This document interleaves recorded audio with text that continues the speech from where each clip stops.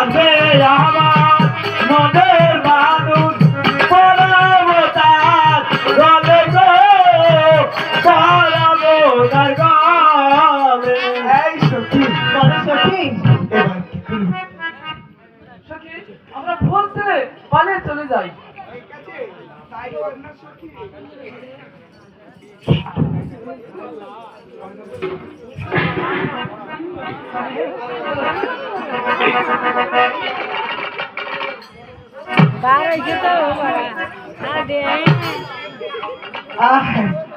আসলে এই লম্বা মানুষকে যা আল্লাহ